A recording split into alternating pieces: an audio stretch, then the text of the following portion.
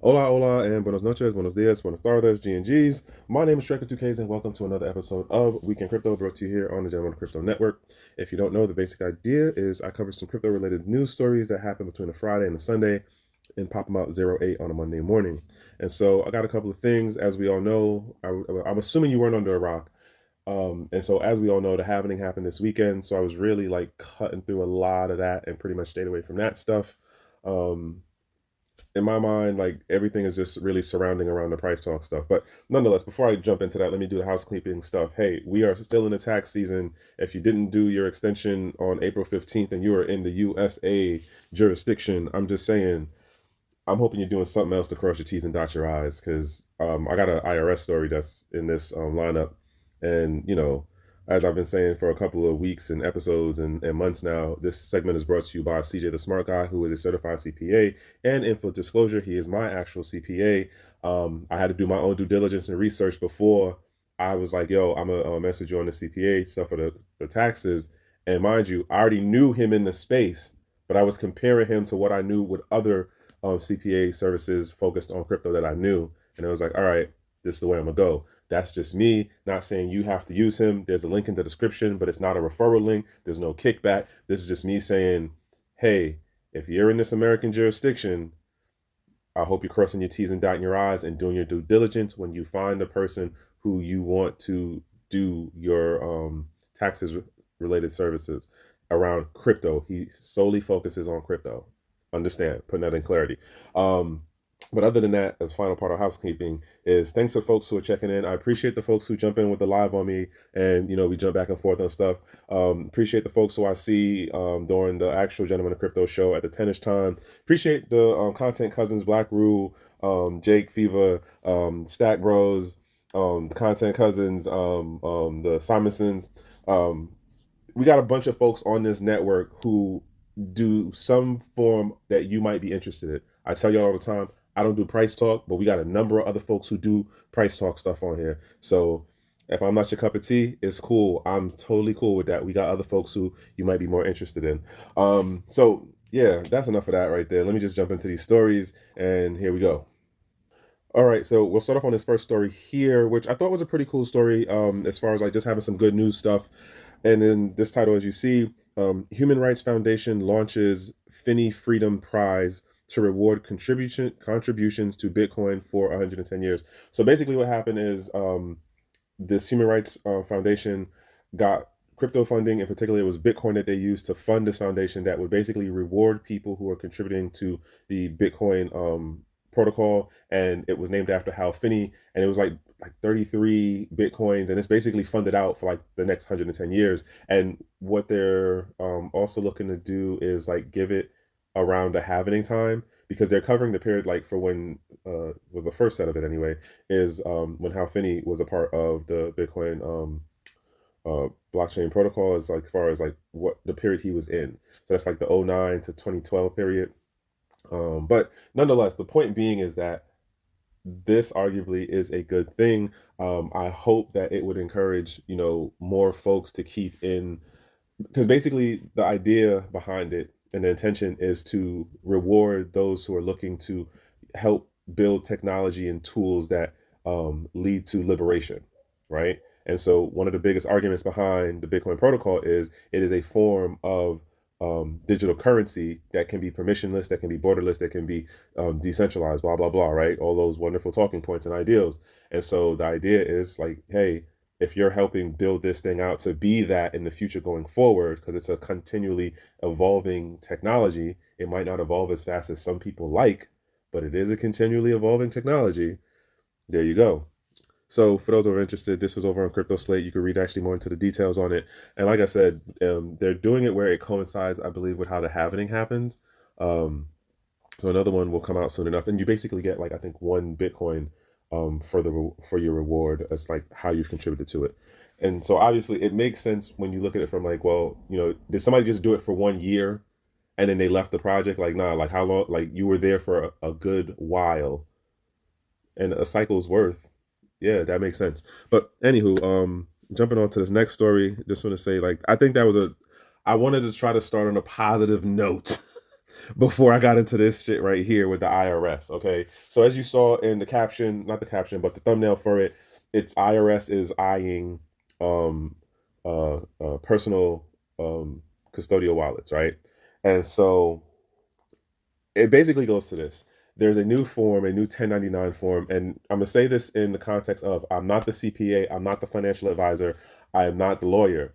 This article, though, is bringing up that the IRS is working on a new form of the 1099, which will be going out to the exchanges and stuff and asking the question of, hey, what's going on with these unhosted wallets, the non-custodial wallets? We need to get more information on them.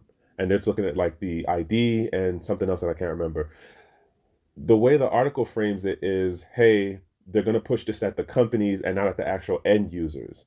In my mind, I think this is that let's walk it forward, where for right now it looks like it's not going to be pushed at the end user, but they might do something down the road where the government works to pressure the wallet manufacturers to make something that will KYC at the end user side. Much like how when you send something on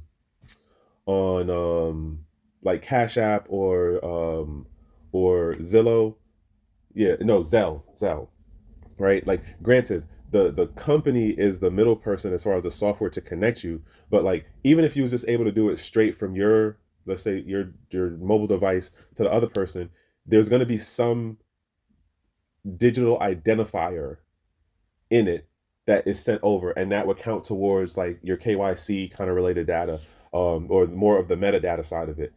I think they're walking this up slowly, and it seems, and it's not in effect right now. So this is not this tax year. Let's put that out there. This is not this tax year folks are dealing with right now. We'll see this probably come next tax year, and it might be a little bit different of a form as far as them asking for the details that they're asking for, and it might actually be more conclusive to who they're directing it at by the time they officially publish this out. The point being is this is the indicator to show at the end of the day, the government is going to look to find out how to get it all the way down to the end user. This is my opinion on how the IRS is going to end result move. They want to get down to the individual. Yes, they can get through the bank. Yes, they can get through the company. Because what are those entities doing? They're giving over the information to them, and they're just comparing the notes. I covered the last story that said IRS is like, yo, our numbers aren't matching up to what the public is reporting. We know that Jane and Bob are on Binance and Coinbase, but yet they only told us they did 50,000 worth of transactions, when according to Coinbase, they did 90,000 worth of transactions. What's going on? And I'm not saying those are hard numbers, but it's the point of they were making the official from the IRS was making the point of, we know people aren't telling the truth, so it's going to be a number of Title 26 investigations that go out for people not doing full disclosure on their tax return stuff. And so this form is going to walk us further down that rabbit hole of where they're going to get to the end user. There's a thing I heard someone say the other day in a interview thing where they were like, you know, what happens when the country can no longer exert its force outside to extract wealth from like outside countries and entities? They eventually turn in on their own people. And depending on what you're listening to or who you're paying attention to within the economic stuff, within the geopolitical stuff, or even just looking at like what's going on in local, you know, markets around you, like looking at gas and food and other, you know, CPI things, like, I don't know if anybody else noticed it, but like stuff is going up, and these cities, counties, and states are finding new ways to either add some service fee, some new kind of charge, your property taxes going up. Like, it's something every which way you turn. And in my mind, it's only going to keep adding up. So, you know, we all got to do what we got to do to make it through the craziness that is unfolding before us, in my opinion. That's my little small opinion. If you disagree with me, as y'all know, the comments is open. So yeah, let's jump into this next story. Reserve Bank of New Zealand releases digital currency consultation paper. Here's the bottom line is they're talking about their version of the CBDC, aka what I call the blue dog. Okay. And this blue dog, in regards to this, is the truest sense of this dog knows no new trick. It is the same old dog and they're painting it blue. In the article, they're basically saying the government's saying we'll do our version of a CBDC, which represents our fiat currency, and it'll be through the New Zealand Central Bank. And everyone's going to have access to it. So this is down to the individual residential level stuff. But the bigger part that caught me in this article is like all it says is the CBDC or the blue dog will be backed by the government. And it's like, well, what does that mean exactly? Like, there's no mention of gold, there's no mention of precious metals, there's no mention of natural resources. It just says it will be backed by the government. Well, if you're going to go and do away with the fiat side of it, what's backing it if it's not precious metals of any kind, and it's not being equivalent to you having the actual fiat within your banking system? So what are we saying actually backs this? Oh, it's the government. But what does that mean? Again, proposal, this is the idea that they're floating around, and in that consultation paper, it just says the government backs it. I would be very scared if you were saying one day that you guys are going to plan to just be like, all right, we're going to make this switch over into this. Now, on another note, though, as a counter, there are people who be like, well, what backs Bitcoin? And it's like, well, yeah, we have this whole consensus mechanism thing. You just can't randomly just, hit the enter button and shoot out another $1 billion worth of of a Bitcoin, right? In the case of this CBDC situation, and when you just say, well, the government backs it, it literally means you can just hit the enter button and put another $1 billion into circulation. Or you can hit the enter button and then take out $1 billion worth of in the digital circulation. Like, because you don't have any hard, there's no hard asset or nothing in the physical world equivalency that is connected to this financial instrument.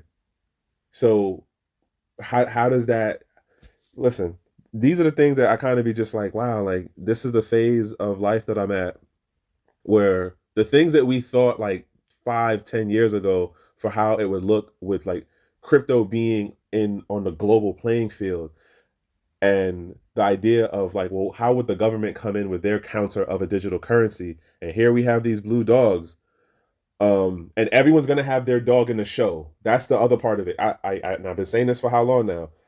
I'm gonna stop being this horse in a minute. Everyone's going to have their dog in the show, where the small countries, the big countries, the sizable markets to the minor markets, they're going to come up with their version of a CBDC, and it's going to play out just like how crypto did, where we had this whole explosion of various cryptos, and then it went to some level of consolidation. The same thing is going to happen with the countries doing their thing that way, but it's going to play out different because it's the nation state actors versus well, how is it that it's how crypto played out within the free market of anybody was able to, do a soft fork, do a hard fork, copy and paste the white paper, copy and paste the code. The deliberation or the distribution of the technology to then put into circulation is very different for how the blockchain crypto stuff worked versus how the government side version of CBDCs are going to work. And I don't know, it's going to be interesting to watch how this life cycle plays out. Like right now, the C state is leading the way because they already proved that their system works, and they're starting to move it out beyond their borders. Now it's to see who else is going to jump and start pushing their CBDC within their local thing and then beyond their borders. And that's going to be through those bilateral agreements, like what the C state did with Singapore and like what Russia did with the UAE. I covered those stories months ago. To me, we're still in the early phases of it, but come 2025, it's gonna look very different. All right, I'm done on that one. Sorry. All right, so next story. Tether launches USDT and tokenized gold on Telegram's Ton network. Now, there's a part in this where the guy says something along the line, and I've been meaning to look at the interview that the founder or the current, I guess the current president guy, CEO of Telegram, um, does an interview with Tucker Carlson, and I'm kind of curious on. I seen a clip of it, but I'm curious on like what is his real view on like this whole thing of being able to have digital sovereignty and like enforcing digital privacy and things along that line. Because in my mind, it's just like there's a couple of thoughts I have about Telegram. One, and I said this the other day in the Gentleman of Crypto live chat, where Telegram is one of the largest uncharted exchanges, and it's been like that for a minute. Why? Because if you've been around for a minute and you've been in some of the Telegram groups, especially if you're running overseas in certain countries, you know that folks have been doing the back and forth on Telegram in regards to crypto for a while. And I'm talking way before C19. Okay. And I remember the first time I heard it, and it was probably like 2017 or 2018, and I forgot the dude's name who said it. And he was doing a presentation. The point being is this thing of Tether being able to be on the Ton network, as far as the medium to basically you're doing the Tether is being, you're tokenizing the gold through the Ton through Tether, and using the Ton network as the medium of moving it around, right? Here's the issue I have. They took a quote saying how decentralized and permissionless and some, all of the fancy buzzwords that crypto and DeFi is supposed to be. But I'm like, but you're using Tether, which is a centralized company, which plays very heavy with law enforcement and KYC's out the ass. I'm at a loss with how you're giving me the buzzwords, but then you're partnering with this company here. I'm not saying that this isn't going to be a viable financial instrument and medium for people. There's definitely people who are going to find the use case for this. I 100% get that part. But it's when they're trying to put these other value metrics into it as like the selling point, and it's just like, but that's not really the group of folks that you would do that with if that's what you really wanted. And I don't know if this makes sense to y'all, how I'm saying it. The bottom line is this is about to come out. Folks are going to find a use case for it. I honestly think it would probably take off better, or based on how I understand Tether's varying communities and its use cases, I feel like this would be more used, or the network would be more expansive outside of the US. And there's going to be a number of people who are going to get caught up in situations in the coming months, just because of some of the other things for how Tether works and how you don't have the same level of verifying who's on the other end. Because if you've been on Tether for a minute, the scams is real out there. The scam, folks, is real, and they will steal whole albums of other people's photos to have you thinking it's somebody else. And the bot stuff on there is real too. So this is going to be a thing, but it's going to go through its growing pains. I wouldn't push this as here's a decentralized, here's a here's a financial instrument and a technology that is advancing economic or like financial liberation. In my mind, it doesn't sit well. If I'm making sense, let me know. If I'm not, hopefully I can explain it better in the chat. But anywho, that happened. Article's gonna be in the description, and you could follow up through and do your own diligence and research. You might be interested in this. You might find a use case for it for your wants and needs. I'm gonna just say be careful, because I can definitely see the scams coming for this one, and as well as the law enforcement honeypots. The law enforcement honeypots are going to be real. All right, so this joint, this story here, Pax dollar temporarily unpegs due to trading anomalies, not protocol flaws, says Paxos spokesperson. The incident occurred on April 16th, but the price stabilized back to $1 within 3 hours, as recorded by CoinMarketCap. So basically, the price jumped. Okay, so you have what is the coin count, and then you have what is the coin value, right? So the coin count is there's one, and I'm saying this because there might be people who don't understand what is the issue here, and they might not do things with Tether or any stable coins to understand what the issue is, right? So the idea of you have the one stable coin that is worth usually $1, but sometimes you can have it where it might shoot up to be $1.03, $1.05. Sometimes it might go down and be 80, no, sorry, oh, that'd be crazy too. 95 cents, 98 cents, 99 cents. And so the thing with how you have the stablecoin value and then the stablecoin number. It's the same thing even with the tokens and the coins, right? It's the one coin and it's worth X amount in the dollar breakdown, right? The thing about what's going on here, what I find kind of, I don't know, the way that the article is written and what makes me more suspicious of either how they took what the Paxos spokesperson was saying, or is it that the Paxos spokesperson said this in a particular way? So it's not a quote protocol issue. Okay, let's leave the protocol stuff over there. It's not the code. Then what is it? Oh, it's the feeds you use to aggregate your price metrics. Apparently, enough of the feeds. So let's say you got 100 feeds, and let's say 15% of them are reporting a higher amount than $1. 85% of them are saying, let's say, so 15 saying it's higher than $1, 15 saying it's lower than $1, and you still have the 70% that are saying, yeah, it's at $1.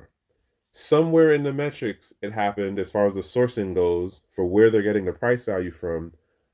More than X% of them said it was more than $1. So in my mind, is it that there was an issue with the source? Like it was just a mistake on the source side as far as something was going on within the source's data points?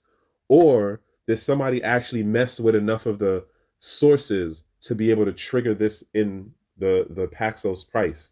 Because the thing that they talk about at the end of this article is there are 2 other times when the price dropped as it went to 80 something cents at one point, and then there was another time when it went all the way up to $2 and change. So this would be the 3rd occurrence, but yet you want to say, oh, it was just some weird anomaly, we have no idea. Maybe you might need to review your sources. Maybe you might, and of course this isn't going to be put out here, but it's like, could it have been then that, all right, here's how my mind is working it. If it went up to $1.29, and this is the recent situation that just happened on the 16th, what was the movement? Did people convert or buy? Did people use that extra value to buy more of another crypto, or did they exit and cash out? So think of it this way: if you had 5 coins or 5 stable coins, all right, 5 USTDPs, right, and they're worth $1.29 a piece, you actually now have more than $5 worth when you cash out. And I'm wondering that. So it's like where did the numbers move at? Where did we see the value move? But that's not what's answered in this article, which is the other part that makes me think either the Paxos folks don't know jack on what actually happened, or they're not trying to say, hey, we know that this happened, and then we saw value move this way into these cryptos, or it exited into some other fiat or other kind of financial instrument. What was the other thought? I just had this damn thought. Damn, I lost it. Sorry, y'all. Where do I go with this?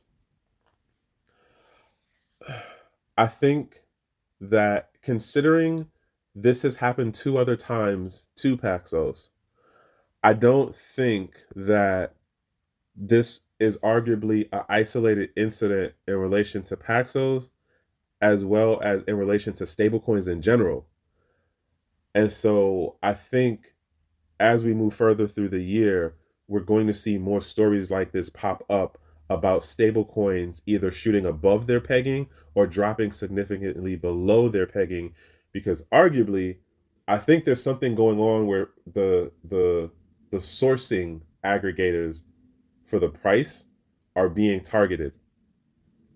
That's my thought process. I could be way off. As I keep telling y'all, I'm not a financial advisor. I'm not a CPA. I just happen to have been around in the space for a while. And some of this shit really do be repeating itself.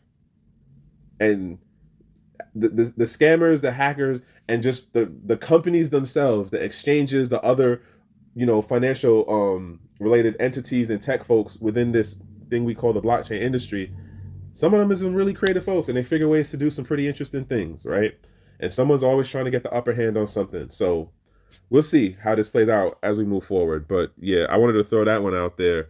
I do think other stable coins are going to be facing some issues as we go forward. All right, next joint. Swedish crypto miners face $90 million tax bill following extensive government audit.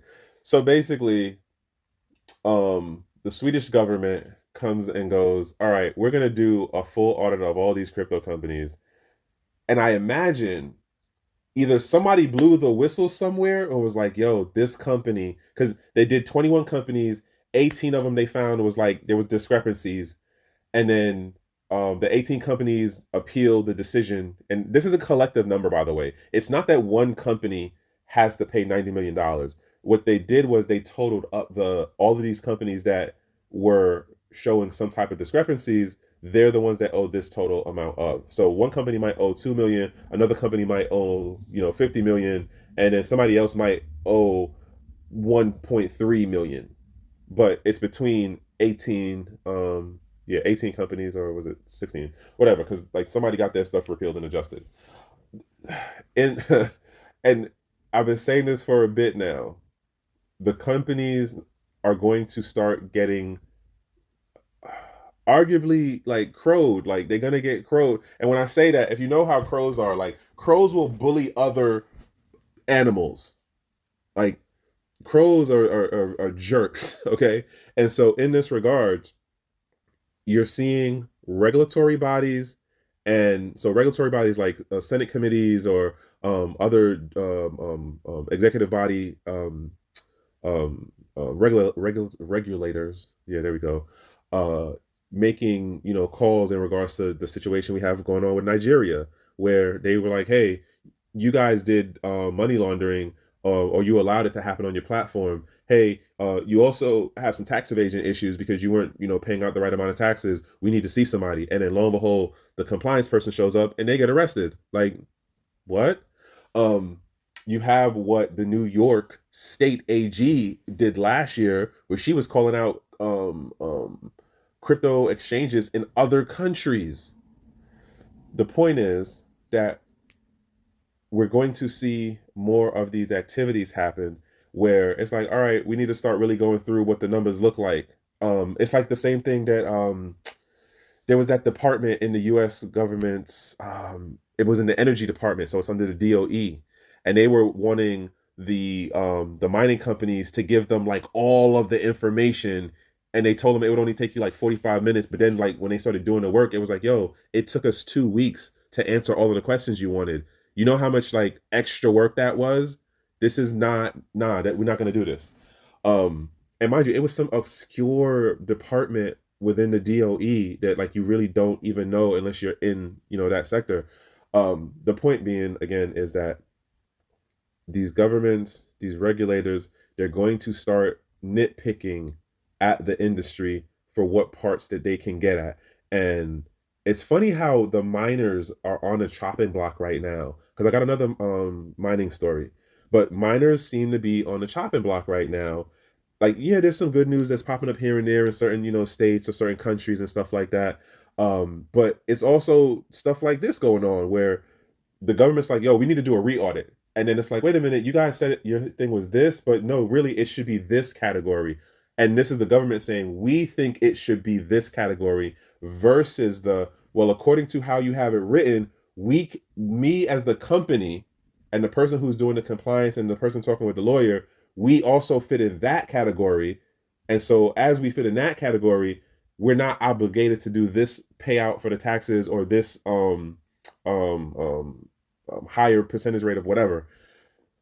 The point is that the government then comes back in and goes, well, no, we're going to go through it again and make sure all of the stuff that we see as needing to be adjusted or is not or shows as a quote discrepancy between how we would label you, and that's what they're doing here. I feel like more countries are going to do this, more jurisdictions are going to do this. And the thing about it with the mining side of it, you can't just get up and go like if you were an exchange. All right, in an exchange, as long as you didn't have your servers at where your office space was, like, all right, close shop and move on. The mining facility, you ain't just closing shop, right? You're gonna have to like do the whole thing of how are we powering down, how are we doing the logistics to move the equipment, like how are we disconnecting everything. So you can't just like close shop and all right, we're just moving someplace else. We're not gonna deal with this, and they understand that. So yeah, these folks are gonna pay some money. But anywho, expect more of this shit to start happening throughout the year. Miners are definitely going to be on the chopping block for stuff, which is also that funny because then what that would lead to is you can't pay the tax situation, or you get into too much legal limbo with your regulators or your law enforcement agencies for stuff. Guess what? You're going to have to do a sell-off. You're going to have to do a clearance. You're going to get bought out.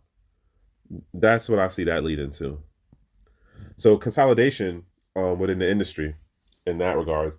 So this last story here, as you see, it's the C state declares crypto mining in Angola a crime.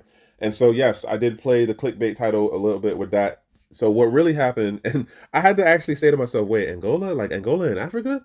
And I was like, what the hell is going on here? Because I saw this title first, and then I saw another story that was another article that was covering the story, but they worded it different. And it's like, oh, okay, let me read this to make sure. So basically, Angola's like, hey, we have a power issue. These miners are coming in here and they're messing up our power grid and blah, blah, blah. So what happened was when China started doing their ban on the crypto mining, damn, I said it. When they started doing the ban on the mining, a lot of the miners moved to Angola because of how much the power was there, like price point wise, like I think under 10 cents. And so it was like, all right, we moving shop over here. We setting up, we're going to go boom. Cool.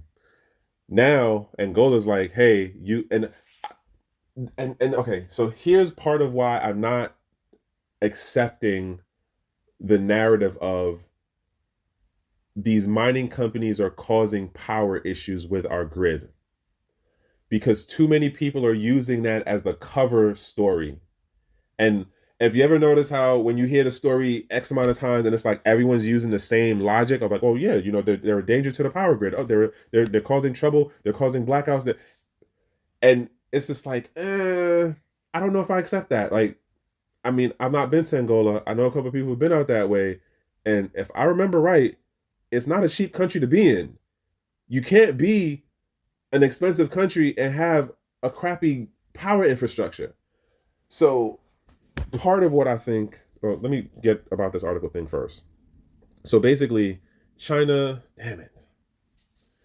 So basically, they're telling their people, the companies that are from the mainland, the sea state, they're like, listen, Angola's about to put this into effect and ban it. Y'all need to not be there when they do this, because I don't think the folks back home want to deal with the legal fallout when they start arresting their citizens who are there operating the facilities.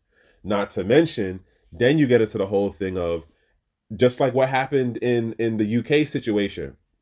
You confiscate the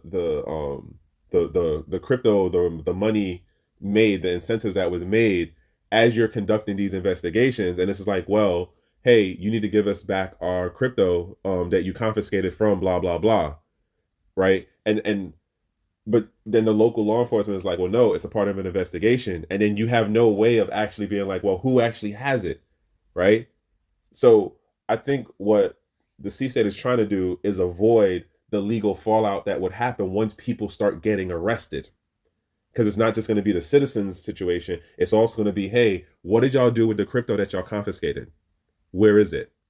Who has accountability of it? How much was it? Which then means arguably there's something else going on within the mining space within Angola. That's the other thought process. But I'm actually kind of surprised that they're trying to shut it down versus well, how do we encourage it and then like push the whole thing of getting a revenue from it? That's the part that I don't understand. that they're not trying to go that route. They're trying to go this route first. But I guess time will see how it plays out, because somebody's gonna get arrested. Somebody's gonna get arrested. Why? Because you can't just close up shop and like, all right, I'm out in 5 minutes. It doesn't work like that in regards to the mining thing. So I'm curious as to how this is gonna play out down the road. Where am I at? Yeah. All right. So other than that, that was my last story. Like I said, most of the stuff that was up was basically about that, the halvening, and y'all know how I am on price talk. Not necessarily my cup of tea, but we got a bunch of other folks who do that stuff on this network that will definitely give you the A to Z on all that breakdown, right? So I stayed away from that. I ended up with these stories here. Hopefully something I said got you thinking. Hopefully something I said has you questioning. Again, not the CPA, not the lawyer, not the financial advisor. Always encouraging folks to do their own due diligence and research. There's definitely a number of people you can cross-reference the stuff that I say with, to be like, all right, is he just talking out his ass, or does it really make sense?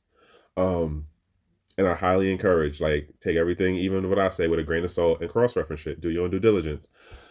But other than that, folks, it is a Monday today. It's, for expounding people, the first day of the week. Hopefully things are going good for you today. Hopefully the weekend was cool. I know mine's was, even though in the bigger picture, life is life in. But weekend was pretty chill and cool this time. Had a birthday or two to celebrate. So if anybody got their birthday going on right now, I don't know what the actual Aquarius sign is, but happy birthday to y'all. All right, I'm done. Ramble out.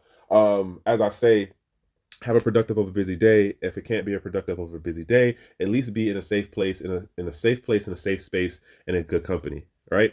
From one human to the next, that's the best thing that I could wish you. Also, this episode is brought to you by CJ the Smart Guy. Link for his link for his stuff is in the description, y'all. I'm sorry, I'm tired now. It's been a long weekend. All right, y'all. 1,